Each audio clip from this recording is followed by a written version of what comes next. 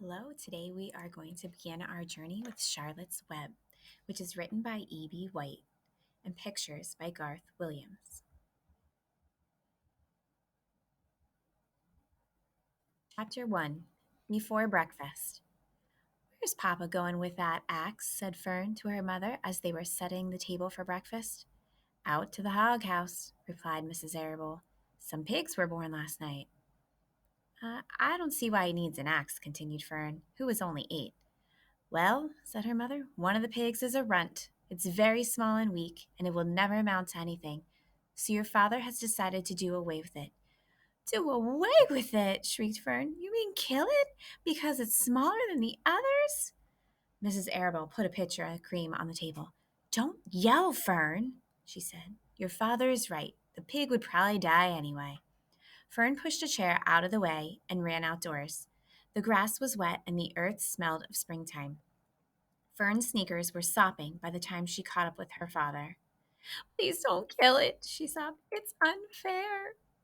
Mr. Arable stopped walking. "Fern," he said gently, "you will have to learn to control yourself." "Control myself!" yelled Fern. "This is a matter of life and death, and you talk about controlling myself?" Tears ran down her cheeks, and she took hold of the axe and tried to pull it out of her father's hand. "Fern," said Mr. Arable, "I know more about raising a litter of pigs than you do. A weakling makes trouble.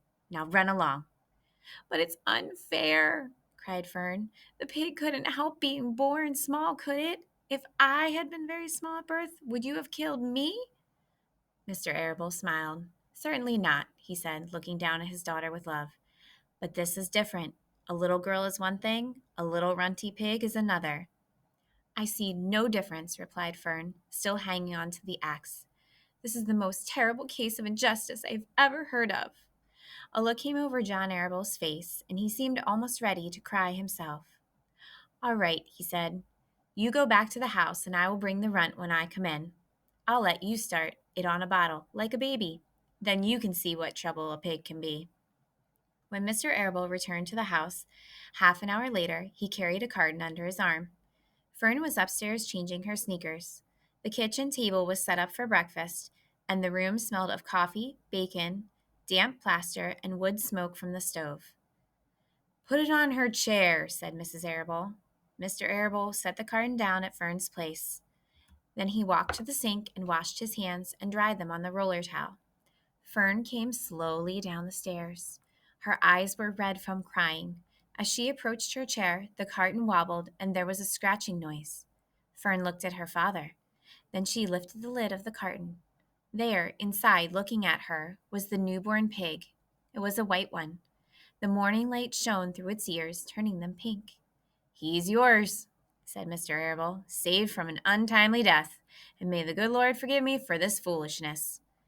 Fern couldn't take her eyes off the tiny pig. "Oh," she whispered. "Oh, look at him. He's absolutely perfect." She closed the carton carefully. First she kissed her father, then she kissed her mother. Then she opened the lid again, lifted the pig out, and held it against her cheek. At this moment, her brother Avery came into the room. Avery was 10. He was heavily armed, an air rifle in one hand, a dagger in the other. "What's that?" he demanded. "What's Fern got?" "She's got a guest for breakfast," said Mrs. Arable. "Wash your hands and face, Avery." "Let's see it," said Avery, setting his gun down. "You call that miserable thing a pig?" "That's a fine specimen of pig. It's no bigger than a white rat." "Wash up and eat your breakfast, Avery," said his mother. "The school bus will be along in a half an hour." "Can I have a pig too, Pop?" asked Avery. "No, I only distribute pigs to early risers," said Mr. Arable. "Fern was up at daylight, trying to rid the world of injustice. As a result, she now has a pig. A small one, to be sure, but nevertheless a pig. It just shows what can happen if a person gets out of bed promptly. Let's eat." But Fern couldn't eat until her pig had had a drink of milk. Mrs. Arable found a baby's nursing bottle and a rubber nipple. She poured warm milk into the bottle, fit the nipple over the top, and handed it to Fern.